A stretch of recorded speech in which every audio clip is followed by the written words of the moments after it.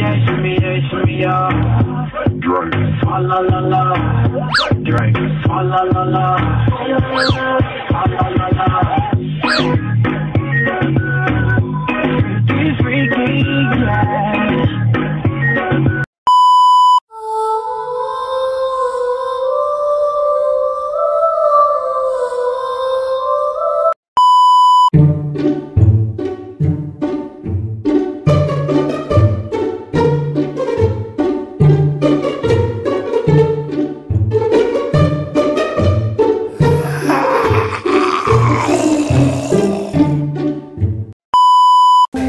Bismillahirrahmanirrahim. Assalamualaikum warahmatullahi wabarakatuh. Di sini kami akan menjelaskan yaitu kelompok, nama-nama kelompoknya yaitu Boy, Ahmad, Ajri, dan Iksan. Di sini akan menjelaskan pendekatan klien dan centered ya. Terus definisi pendekatan konseling. Definisi pendekatan konseling yang mendapatkan klien sebagai pusat proses dan dikembangkan oleh Char dan Rogers psikologi humanistik.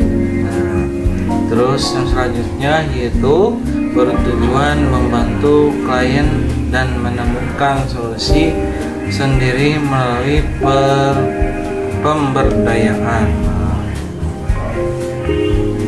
Lanjut, selanjutnya yaitu prinsip utama.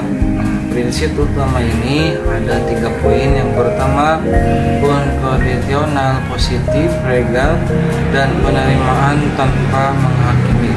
Yang kedua, empati atau memahami perasaan dan sudut pandang klien. Yang ketiga, kongruensi dan konselor, bersikap autentik dan jujur. Nah, itu buat prinsip utama. Selanjutnya yaitu ciri-ciri pendekatan klien dan centered ya. Yang pertama, klien pemimpin arah pembicaraan ya, arah pembicaraan. Terus fokus, yang selanjutnya fokus pada perasaan, bukan hanya masalah. Hubungan setara antara konselor dan klien, mengutamakan proses bukan hanya hasil. Yang selanjutnya yaitu tujuan dari konselor ini yaitu ada 3 poin. Yang pertama, membantu klien menemukan solusi secara mandiri. Yang kedua yaitu meningkatkan kesadaran dan penerimaan diri. Nah, yang ketiga yaitu memfasilitasi perubahan positif dari dalam diri klien. Nah, itu yang ketiga. Jadi tujuan itu membantu klien, yang kedua meningkatkan kesadaran, yang terakhir memfasilitasi perubahan positif dalam diri klien. Nah, contoh dialog singkat. Contoh dialog singkat itu yang pertama, akhir ini saya malas belajar, rasa percuma. Nah, terus yang selanjutnya C, sepertinya kamu merasa putus asa dan ragu dengan kemampuanmu. Yang K, yang selanjutnya, iya, saya sudah coba tapi hasilnya jelek. Terus C, jika kamu merasa usaha yang kamu lakukan belum dihargai. Yang terakhir yaitu iya, kalau ada yang percaya saya mungkin lebih semangat. Kesimpulannya, yang terakhir kesimpulan dari kelompok Boy, Ahmad, dan Ajri dan Iksan, yaitu kesimpulannya yaitu pendekatan klien dan centered menekankan 4 penerimaan tanpa syarat, dan klien konselor berperan sebagai pendamping bukan mengendali. Yang terakhir yaitu fokus pada pembayaran atau klien untuk berkembang secara mandiri. Nah, itu kesimpulan dari materi yang disampaikan tadi. Baik, untuk selanjutnya yaitu penjelasannya yaitu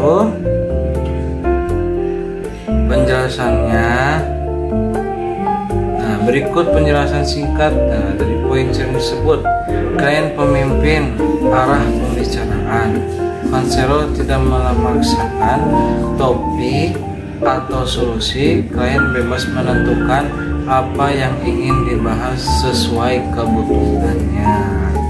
Terus fokus pada perasaan, bukan hanya pada masalah. Nah, konselor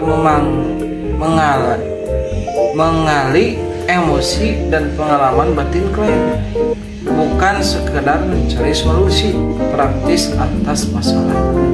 Nah, terus pada hubungan setara antara konselor dan klien. Konselor tidak bersikap sebagai atasan atau ahli pemerintah, melainkan mendamping yang menghargai perspektif klien.